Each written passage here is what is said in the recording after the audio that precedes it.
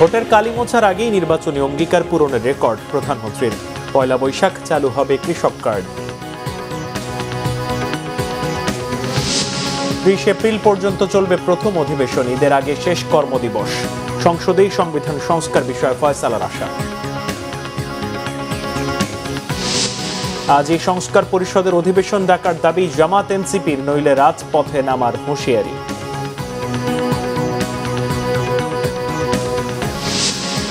তুলে নেওয়া হচ্ছে পেট্রোল, অকটেন, ডিজেলের রেশনিং। সিন্ডিকেট ও বাড়তি মজুদের পাল্টাপাল্টি অভিযোগ। জ্বালানিতে স্বয়ংসম্পূর্ণতার আশা প্রতিমন্ত্রীর। দেখছিলেন ক্রাউন সিমেন্ট সংবাদ শিরোনাম, এবারে বিস্তারিত। ইমাম মুয়াজ্জিন সহ বিভিন্ন ধর্মীয় প্রতিষ্ঠানে কর্মরতদের সম্মানী ভাতা কার্যক্রমের উদ্বোধন করেছেন প্রধানমন্ত্রী তারেক রহমান। তারেক রহমান জানান, ভোটের কালি মুছে যাবার আগেই সব নির্বাচনী প্রতিশ্রুতি ধারাবাহিকভাবে বাস্তবায়নের কাজ শুরু করেছে সরকার। 14 এপ্রিল পয়লা বৈশাখ থেকে কৃষক কার্ড চালু হচ্ছে বলেও জানান প্রধানমন্ত্রী। রিপোর্ট করছেন সিকান্দার রেমান। রাজধানীর ওসমানী স্মৃতি মিলনায়তনে ইমাম মুয়াজ্জিন সহ বিভিন্ন ধর্মীয় প্রতিষ্ঠানের কর্মরতদের সম্মানী ভাতা কার্যক্রমের উদ্বোধন করেছেন প্রধানমন্ত্রী তারেক রহমান। ইমাম মুয়াজ্জিনের পাশাপাশি খাদেম, পুরোহিত, সেবায়ত, বিহার অধ্যক্ষ ও উপাধ্যক্ষের সম্মানী প্রদান করা হবে। প্রতিটি মসজিদে মাসিক ভাতা 10,000 টাকা নির্ধারণ করা হয়েছে। এর মধ্যে মসজিদের ইমাম 5,000 টাকা, মুয়াজ্জিন 3,000 এবং খাদেম 2,000 টাকা করে পাবেন। প্রতিটি মন্দিরের জন্য 8,000 টাকা দেওয়া হবে, যা থেকে পুরোহিত 5,000 টাকা ও সেবায়ত 3,000 টাকা পাবেন। প্রতিটি বৌদ্ধ বিহারের জন্য 8,000 টাকা দেওয়া হয়েছে, যার মধ্যে বিহার অধ্যক্ষ 5,000 এবং উপাধ্যক্ষ 3,000 টাকা পাবেন। এছাড়া প্রতিটি গির্জার জন্য 8,000 টাকা নির্ধারণ করা হয়েছে। সমাজের বিভিন্ন শ্রেণী পেশার মানুষ যারা অর্থনৈতিকভাবে পিছিয়ে রয়েছেন তাদের জন্য আর্থিক সহায়তা কিংবা কর্মসংস্থান সৃষ্টির মাধ্যমে আর্থিক বৈষম্য দূর করে সবাই মিলে ভালো থাকার কথা জানান প্রধানমন্ত্রী। আল্লাহর রহমতে বিএনপি সরকার গঠনের পর ভোটের কালি নখ থেকে মোচনের আগেই আমরা আমাদের সকল প্রতিশ্রুতি ধারাবাহিকভাবে বাস্তবায়নের কাজ শুরু করেছি। আলহামদুলিল্লাহ, এর জন্য আমি আল্লাহর দরবারে লাখো শুকরিয়া আদায় করি। যে দেশের নাগরিকদেরকে যদি দুর্বল করে রাখা হয় তাহলে রাষ্ট্র কখনোই শক্তিশালী হতে পারে না। এবং সেই জন্যই আমাদের ইচ্ছা, আমাদের দর্শন, আমাদের পরিকল্পনা বাংলাদেশের নাগরিকদেরকে আমরা রাজনৈতিক এবং অর্থনৈতিকভাবে ধীরে ধীরে শক্তিশালীভাবে গড়ে তুলতে চাই। কৃষক কার্ড এবং খাল খনন কর্মসূচি নিয়েও কথা বলেন সরকার প্রধান। অর্থনৈতিকভাবে পিছিয়ে পড়া নারী সমাজের জন্য আমরা ইতিমধ্যেই ফ্যামিলি কার্ড চালু করেছি। পর্যায়ক্রমিকভাবে এই কার্ড সারা বাংলাদেশে 4 কোটি পরিবারের নারী প্রধান তারা প্রত্যেকে ইনশাল্লাহ পাবেন। আগামী 14 এপ্রিল তথা পয়লা বৈশাখ থেকে আমরা ইনশাল্লাহ ফার্মার্স কার্ড বা কৃষক কার্ডের পাইলট প্রজেক্ট চালু করব। ইনশাল্লাহ আগামী 16ই মার্চ দিনাজপুর থেকে শুরু হচ্ছে আমাদের খাল খনন কর্মসূচি। কেউ যেন বিরোধ সৃষ্টি করতে না পারে।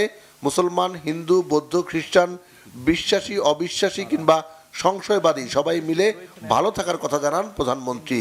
সবার জন্য একটি নিরাপদ রাষ্ট্র ও সমাজ প্রতিষ্ঠার কথাও জানান তারেক রহমান। পুরোহিত সিকান্দার রেমান, বাংলা ভিশন, ঢাকা। 30 এপ্রিল পর্যন্ত চলবে ত্রয়োদশ জাতীয় সংসদের প্রথম অধিবেশন। তবে ঈদের আগে 15ই মার্চ শেষ অধিবেশন বসছে। এরপর 29শে মার্চ থেকে পুনরায় সংসদের অধিবেশন শুরু হবে। সংসদের কার্য উপদেষ্টা কমিটির প্রথম বৈঠকে এই সিদ্ধান্ত নেওয়া হয়েছে। এছাড়া সংবিধান সংশোধন বিষয়ে চলতি অধিবেশনেই আলোচনা হবে বলে জানিয়েছেন স্বরাষ্ট্রমন্ত্রী সালাউদ্দিন আহমদ। নাবিল জাহাঙ্গীরের রিপোর্ট। শনিবার ত্রয়োদশ জাতীয় সংসদের কার্য উপদেষ্টা কমিটির প্রথম বৈঠক অনুষ্ঠিত হয়। স্পিকার হাফিজউদ্দিন আহমেদের সভাপতিত্বে প্রধানমন্ত্রী তারেক রহমান, বিরোধী দলীয় নেতা ডাক্তার শফিকুর রহমান সহ কমিটির সদস্যরা এতে অংশ নেন। কমিটির সিদ্ধান্ত অনুযায়ী ঈদের আগে রবিবার শেষ বৈঠক। এরপর 29শে মার্চ শুরু হয়ে প্রথম অধিবেশন শেষ হবে 30শে এপ্রিল। এপ্রিলের 30 তারিখ পর্যন্ত চলবে, এটাই সিদ্ধান্ত হয়েছে। এটা তো এটার উপর যে ইয়েগুলো হয়েছে এগুলো আলোচনা 133টি যে 133টি অধ্যাদেশ এগুলো বিষয় আছে। তারপরে আর সংসদের নর্মাল বিজনেস ট্রানজাকশন যেটা এগুলো সম্পাদিত হবে। বৈঠক শেষে সাংবাদিকদের সাথে কথা বলেন আইনমন্ত্রী মোহাম্মদ আসাদুজ্জামান ও বিরোধী দলের চিফ হুইপ নাহিদ ইসলাম। বলেন, সংবিধান সংস্কার পরিষদ নিয়ে আলোচনা হবে সংসদে। সংসদ অধিবেশনের পাশাপাশি সংবিধান সংস্কার পরিষদের অধিবেশনও ডাকার কথা ছিল। তো এখন সরকার দলের পক্ষ থেকে বলা হয়েছিল যে সংসদ শুরু হলে সংসদে এই বিষয়ে আলোচনা হবে। তো সেটা আমরা জানতে চাবো, সংসদে এটা আমরা জানতে চাবো। সরকার দলের বক্তব্যের প্রেক্ষিতে বক্তব্য, তারপরে আমরা আমাদের করণীয় ঠিক করব। এটা সংসদে বলবো বিএনপি কি ভাবছে, সংসদে আলোচনা হবে, সংসদ সমস্ত আলোচনার কেন্দ্রবিন্দু। স্বরাষ্ট্রমন্ত্রী সালাউদ্দিন আহমেদ জানিয়েছেন, অন্তর্বর্তী সরকারের 133টি অধ্যাদেশের বিষয়ে গঠিত কমিটির কার্যক্রমও শেষ হবে এই অধিবেশনেই। উদ্দেশ্য হলো যে সংসদে বিভিন্ন মন্ত্রণালয় সম্পর্কিত স্থায়ী কমিটিগুলো গঠিত হওয়ার আগ পর্যন্ত ট্রেডিশন অনুসারে এই বিশেষ কমিটি গঠিত হয়। তো অধ্যাদেশগুলো, বিলগুলো যেগুলোই আসবে এগুলো বিশেষ কমিটিতেই পাঠানো হবে, সেখানে যাচাই বাছাই হয়ে তারপরে রিপোর্ট আকারে সংসদে উত্থাপিত হবে। এই অধিবেশনে অবশ্যই সম্ভব, এগুলো বিশেষ কমিটিতে যাবে। এটা কালকেই প্রস্তাব উত্থাপিত হবে, ল মিনিস্টার উত্থাপন করবেন। চলতি অধিবেশনে প্রধানমন্ত্রীর জন্য 8টি এবং অন্যান্য মন্ত্রীর জন্য 460টি সহ 468টি প্রশ্ন পাওয়া গেছে। এছাড়া রাষ্ট্রপতির ভাষণের ওপর আলোচনার জন্য মোট 50 ঘন্টা সময় বরাদ্দ রাখা হয়েছে। নাবিল জাহাঙ্গীর, বাংলা ভিশন, ঢাকা। রোববারের মধ্যে সংসদের সংস্কার পরিষদের অধিবেশন না ডাকলে কঠোর আন্দোলনে নামার হুঁশিয়ারি দিয়েছে জামাত সহ 11 দল। জামাতের কেন্দ্রীয় কার্যালয়ে 11 দলের লিয়াজো কমিটির জরুরি বৈঠক শেষে জোটের এই সিদ্ধান্তের কথা জানান দলটির সহকারী সেক্রেটারি জেনারেল হামিদুর রহমান আজাদ। বলেন, সংস্কার পরিষদের শপথ না নিয়ে জাতির সাথে বিশ্বাসঘাতকতা করেছে বিএনপি। স্বৈরাচারের দোসরকে সংসদে ভাষণ দিতে দিয়ে সংসদকে কলুষিত করেছে বিএনপি, অভিযোগ জামাতের নেতার। তিনি আরো বলেন, নিজেদের দলীয় প্রশাসক নিয়োগ দেওয়ার মাধ্যমে সিটি নির্বাচনেও ইঞ্জিনিয়ারিং করার পায়তারা করছে বিএনপি। আপনাদের সবাইকে চিন্তা করতে হচ্ছে। জুলাই সনদ বাস্তবায়নের জন্য যদি দ্রুত ব্যবস্থা না নেওয়া হয়, অর্থাৎ আগামীকালের মধ্যে যদি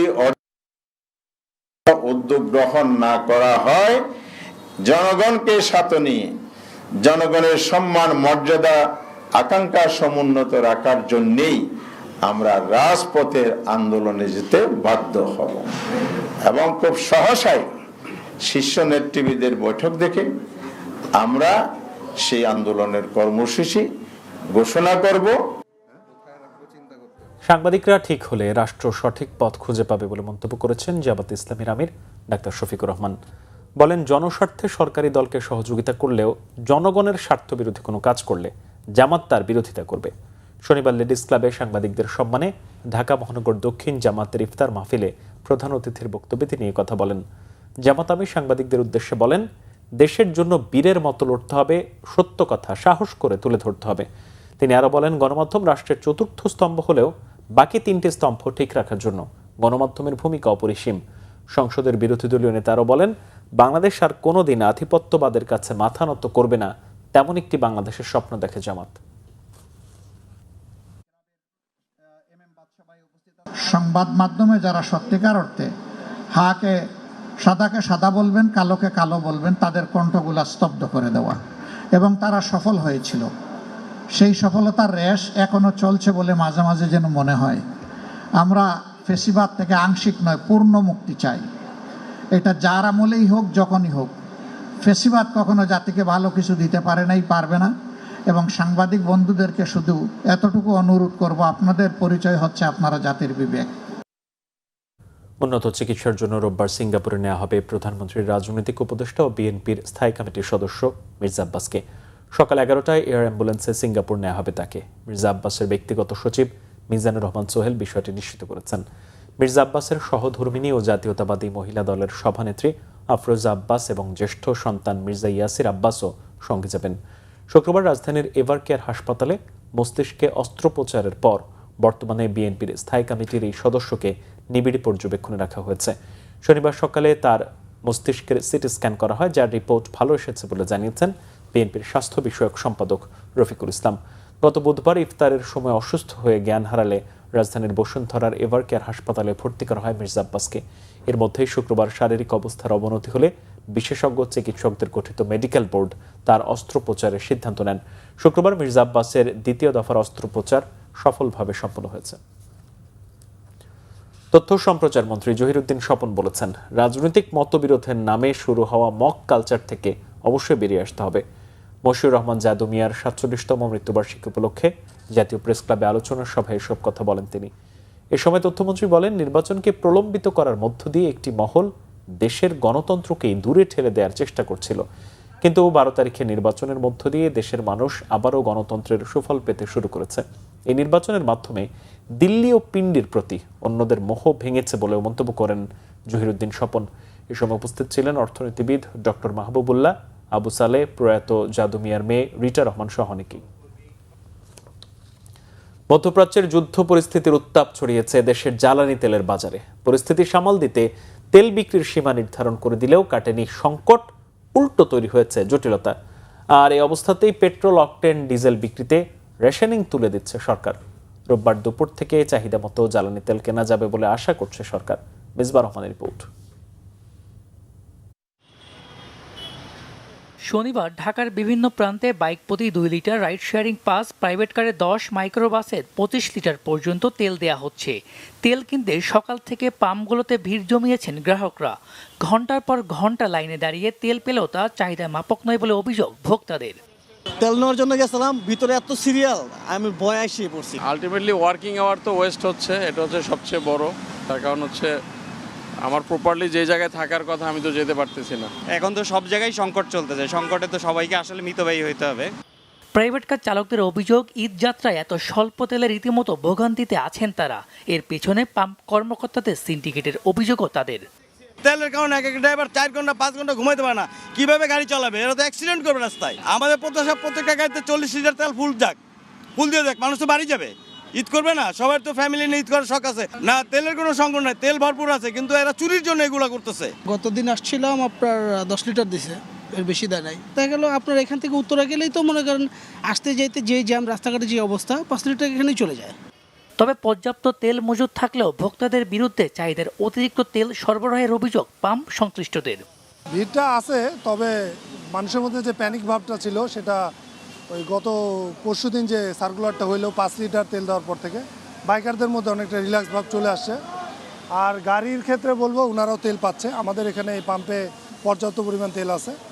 এদিকে ভোক্তা পর্যায়ে চাহিদা বাড়লেও ডিপো থেকে পেট্রোল, অকটেন, ডিজেল মিলছে না বলে দাবি পাম্প কর্মকর্তাদের। রেশনিং সিস্টেম করে রাখছে, দিতে আমাদেরকে দিতেছে না। আমাদের পে অর্ডারও দেওয়া আছে তাদের কাছে, বা আমাদের ট্যাঙ্ক লরির কাছে দেওয়া আছে, কিন্তু দিতেছে না। ঈদকে সহজ করতে রেশনিংয়ের বদলে চাহিদা মাফিক তেল সরবরাহের দাবি ভোক্তা ও পাম্প মালিকদের। মিসবাহ রহমান, বাংলাভিশন, ঢাকা। জ্বালানি ও খনিজ সম্পদ প্রতিমন্ত্রী অনিন্দ ইসলাম অমিত জানিয়েছেন, দেশের আমদানি নির্ভর জ্বালানি খাতকে আগামী 5 বছরের মধ্যে 100% স্বয়ংসম্পূর্ণ ও স্বনির্ভর করা হবে। শনিবার দুপুরে কুমিল্লার মুরাদনগরে শ্রীকাইল গ্যাস ফিল্ডের 5 নং কূপের আবিষ্কৃত গ্যাস জাতীয় গ্রিডে সরবরাহের উদ্বোধন শেষে কথা জানান তিনি। অনিন্দ ইসলাম বলেন, আমদানি নির্ভর জ্বালানি খাতকে প্রাকৃতিকভাবে স্বনির্ভর করতে বর্তমান সরকার বদ্ধপরিকর এবং সে লক্ষ্যে কাজ শুরু করা হয়েছে। প্রতিমন্ত্রী জানান, মধ্যপ্রাচ্যে চলমান অস্থিরতার কারণে পুরো বিশ্বে যখন জ্বালানি সংকটে, তখন মুরাদনগরের শ্রীকাইল গ্যাস ফিল্ডের 5 নং কূপের এই গ্যাস জাতীয় গ্রিডে যুক্ত হওয়া অনেক বড় স্বস্তির খবর। এই কূপ থেকে 10 বছর পর্যন্ত প্রতিদিন 8 থেকে 10 মিলিয়ন ঘনফুট গ্যাস জাতীয় গ্রিডে যুক্ত হবে। এর মাধ্যমে সরকারের 6,000 কোটি টাকা সাশ্রয় হবে। গণতান্ত্রিক সরকারের দায়িত্ব গ্রহণের পর 180 দিনের মধ্যে 82 ঘনফুট গ্যাস উৎপাদনের যে পরিকল্পনা, সেটি বাস্তবায়ন সম্ভব বলেও জানান প্রতিমন্ত্রী। এই যাত্রা নির্বিঘ্ন করতে পর্যাপ্ত জ্বালানি সরবরাহ করার কথাও জানান তিনি। আমদানি নির্ভর জ্বালানি খাতকে বর্তমানের গণতান্ত্রিক সরকার, জনগণের ভোটে নির্বাচিত সরকার স্বয়ংসম্পূর্ণ করতে চায়। অর্থাৎ সৃষ্টিকর্তা আমাদের জমিনের নিচে আমাদের যে সম্পদ দিয়েছেন, আমাদের বাংলাদেশি প্রকৌশলী কর্মকর্তা কর্মচারীদের মেধা এবং যোগ্যতা এবং দক্ষতার যথাযথ ব্যবহারের মাধ্যমে আমরা জ্বালানি খাতে স্বয়ংসম্পূর্ণতা অর্জন করতে চায়। এই যাত্রায় জ্বালানির কোনো প্রভাব পড়বে না বলে জানিয়েছেন বাণিজ্যমন্ত্রী খন্দকার আব্দুল মুক্তাদির। সিলেটে দরিদ্রদের মাঝে খাদ্য সামগ্রী বিতরণ শেষে সাংবাদিকদের তিনি একথা বলেন। মন্ত্রী বলেন, দেশে জ্বালানি সরবরাহ স্বাভাবিক রয়েছে, তাই ঈদকে সামনে রেখে যাতায়াতে জ্বালানি সংকটের কোনো আশঙ্কা নেই। তবে ভবিষ্যতের কথা বিবেচনা রেখে সবাইকে জ্বালানি ব্যবহারে সাশ্রয়ী হওয়ার আহ্বান জানান তিনি। বলেন, বিশ্ব পরিস্থিতি সবসময় একরকম থাকে না, তাই এখন থেকেই সাশ্রয়ী ব্যবহার নিশ্চিত করা গেলে আমদানির বাড়তি চাপ দেশ ও জাতির ওপর কম পড়বে। এ সময় রাশিয়া থেকে তেল আমদানিতে যুক্তরাষ্ট্রের সম্মতি সংক্রান্ত বিষয় নিয়েও কথা বলেন বাণিজ্যমন্ত্রী। প্রথম কথা হলো, ঈদ যাত্রায় জ্বালানির কোনো প্রভাব পড়বে না। আর দ্বিতীয়ত হলো, জ্বালানির ক্ষেত্রে কেউ যেন এটা ভুল না বোঝেন, এটি একটি উপদেশমূলক কথা যে আমরা জ্বালানি ব্যবহারে সাশ্রয়ী হব। কারণ আগামী দিনে বিরূপ পরিস্থিতি হতে পারে, আমরা যেন অপ্রয়োজনীয় খরচ না করি, আমরা যেন সংযতভাবে খরচ করি, যাতে আমদানির বাড়তি চাপটা দেশ এবং জাতি অনুভব না করে। ইরানের সাথে যুক্তরাষ্ট্র ইসরায়েলের পাল্টাপাল্টি হামলায় মধ্যপ্রাচ্যের অস্থিরতা ধীরে ধীরে গ্রাস করছে বৈশ্বিক অর্থনীতিকেও।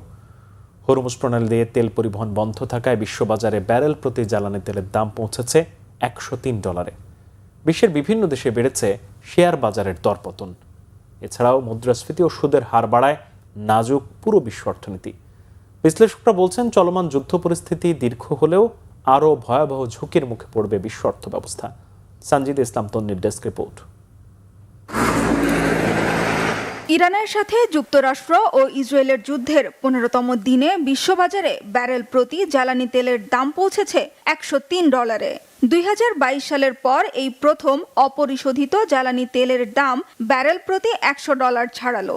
মধ্যপ্রাচ্যের বিভিন্ন দেশে তেল ক্ষেত্রের ওপর টানা হামলার পাশাপাশি বিশ্বের অন্যতম গুরুত্বপূর্ণ তেল পরিবহন পথ হরমুজ প্রণালীও বন্ধ রেখেছে ইরান। এতে প্রয়োজনীয় সরবরাহ ব্যাহত হওয়ায় হু হু করে বাড়ছে জ্বালানি তেলের দাম।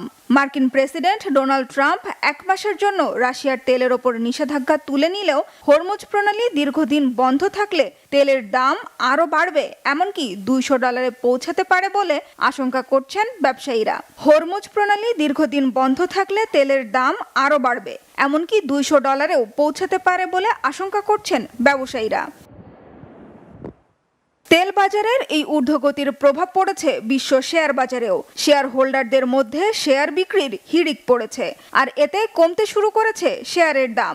বিশ্বের বিভিন্ন দেশের মতো ধস নেমেছে খোদ যুক্তরাষ্ট্রের শেয়ার বাজারেও। সপ্তাহের শেষে দেশটির শেয়ার বাজারের 3টি প্রধান সূচক ডাও জোন্স প্রায় 0.25%, S&P 500 প্রায় 0.6% এবং নাসডাক প্রায় 0.9% কমেছে। বড় দরপতন দেখা দিয়েছে ইউরোপের শেয়ার বাজারেও। শুক্রবার ইউরোপের গুরুত্বপূর্ণ সূচক স্টক্স ইউরোপ 600 প্রায় 0.5% কমেছে। একই সঙ্গে বিশ্বের বিভিন্ন দেশের শেয়ার বাজারের সামগ্রিক সূচক MSCI ওয়ার্ল্ডও প্রায় 0.9% নেমে গেছে। অর্থাৎ বিশ্বজুড়ে শেয়ার বাজারে বিনিয়োগকারীদের মধ্যে উদ্বেগ দেখা দিয়েছে। সঞ্জিদা ইসলাম তন্নি, বাংলা ভিশন নিউজ ডেস্ক। দেশের 5টি সিটি কর্পোরেশনে পূর্ণকালীন প্রশাসক নিয়োগ দিয়েছে সরকার। স্থানীয় সরকার, পল্লী উন্নয়ন ও সমবায় মন্ত্রণালয়ের স্থানীয় সরকার বিভাগ থেকে এ বিষয়ে প্রজ্ঞাপন জারি করা হয়েছে। এর মধ্যে রাজশাহী সিটি কর্পোরেশনের প্রশাসক হিসেবে নিয়োগ পেয়েছেন মাহফুজুর রহমান, বরিশাল সিটি কর্পোরেশনে অ্যাডভোকেট বিলকিস আক্তার শিরিন ও ময়মনসিংহ সিটি কর্পোরেশনে রুকনুজ্জামান রোকনকে প্রশাসক হিসেবে নিয়োগ দেওয়া হয়েছে। এছাড়া কুমিল্লা সিটি কর্পোরেশনে মোহাম্মদ ইউসুফ মোল্লাকে প্রশাসক নিয়োগ দেওয়া হয়েছে। আর রংপুর সিটি কর্পোরেশনের প্রশাসক হিসেবে নিয়োগ পেয়েছেন মাহফুজুন নবী চৌধুরী। স্বাস্থ্যসেবা মানুষের মৌলিক অধিকার উল্লেখ করে ডাক্তার জুবাইদা রহমান বলেছেন, প্রতিটি মানুষ চিকিৎসা পাবে তার প্রয়োজন অনুযায়ী, সামর্থ্য অনুযায়ী নয়। শনিবার সংসদ ভবনের এলডি হল প্রাঙ্গণে ডক্টরস অ্যাসোসিয়েশন অব বাংলাদেশ ড্যাবের ইফতার মাহফিলে কথা বলেন তিনি। জানান, উপজেলা স্বাস্থ্য কেন্দ্রগুলোকে মা, শিশু ও নবজাতকের স্বাস্থ্যসেবার প্রধান কেন্দ্র হিসেবে গড়ে তোলার পরিকল্পনা নেওয়া হয়েছে।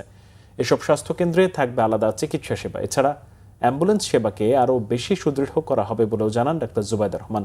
অনুষ্ঠানে সরকারের ঊর্ধ্বতন কর্মকর্তা সহ বিএনপি ও ড্যাবের বিভিন্ন পর্যায়ের নেতাকর্মীরা উপস্থিত ছিলেন।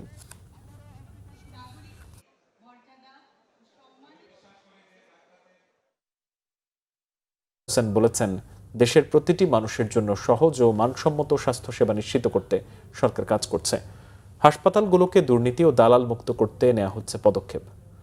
মানিকগঞ্জের সিংগাইর উপজেলা স্বাস্থ্য কমপ্লেক্স পরিদর্শনের পর পৌরসভার মশক নিধন অভিযানের উদ্বোধন শেষে তিনি এসব কথা বলেন।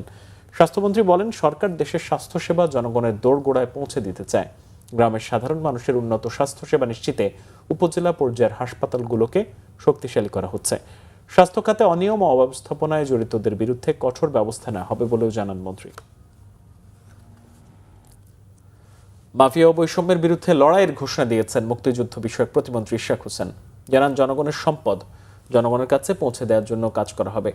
শনিবার ধূপখোলা গ্যান্ডারিয়া সামাজিক অনুষ্ঠান কেন্দ্রে বীর মুক্তিযোদ্ধা, রাজনৈতিক নেতৃবৃন্দ এবং ফ্যাসিস্ট সরকারের গুম, খুন ও নির্যাতনের শিকার নেতাকর্মী স্বজনদের সম্মানে ইফতার ও দোয়া মাহফিলের আয়োজন করা হয়। এ সময় মুক্তিযুদ্ধ বিষয়ক প্রতিমন্ত্রী আরও বলেন, মহান মুক্তিযুদ্ধের আদর্শ অনুযায়ী একটি সম অধিকার রাষ্ট্র গড়াই তার লক্ষ্য। দেশের সামগ্রিক সমস্যা এবং নগরের বিভিন্ন সমস্যা সমাধানে দলের হাতকে শক্তিশালী করতে হবে।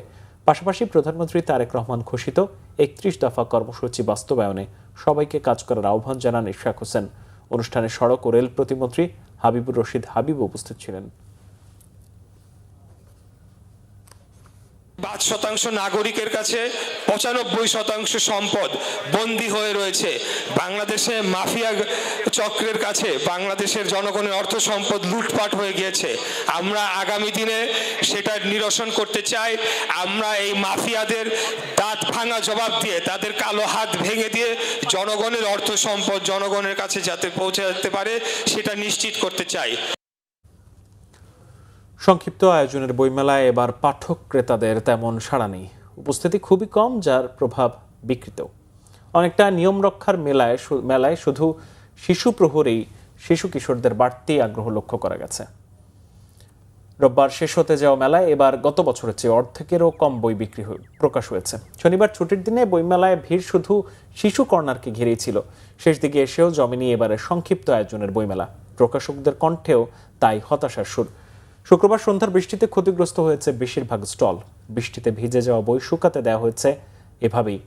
ছুটির দিনে সকালে যে অল্প সংখ্যক পাঠক ক্রেতার দেখা মিলল, তারাও মেলায় নতুন বই প্রকাশনার স্বল্পতা সহ জৌলুস কমার কথাই বলল। তবে শিশুদের কর্নারেই ছিল কিছুটা ব্যতিক্রম।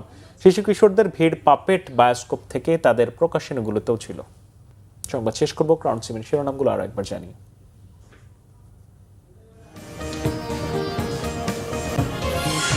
ভোটের কালি মোছার আগেই নির্বাচনী অঙ্গীকার পূরণের রেকর্ড প্রধানমন্ত্রীর। ১ বৈশাখ চালু হবে কৃষক কার্ড। ২০ এপ্রিল পর্যন্ত চলবে প্রথম অধিবেশন। ঈদের আগে শেষ কর্মদিবস আজ। সংসদেই সংবিধান সংস্কার বিষয়ে ফয়সালার আশা। আজই সংস্কার পরিষদের অধিবেশন ডাকার দাবি জামাত এনসিপির, নইলে রাজপথে নামার হুঁশিয়ারি।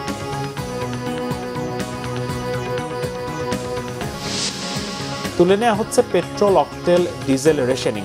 সিন্ডিকেট ও বাড়তি মজুদের পাল্টাপাল্টি অভিযোগ। জ্বালানিতে স্বয়ংসম্পূর্ণতার আশা প্রতিমন্ত্রীর। এই ছিল এখনকার মতো। পরের সংবাদ সকাল 7:30টায় দেখার আমন্ত্রণ রইল। এতক্ষণ সাথে থাকায় সবাইকে ধন্যবাদ।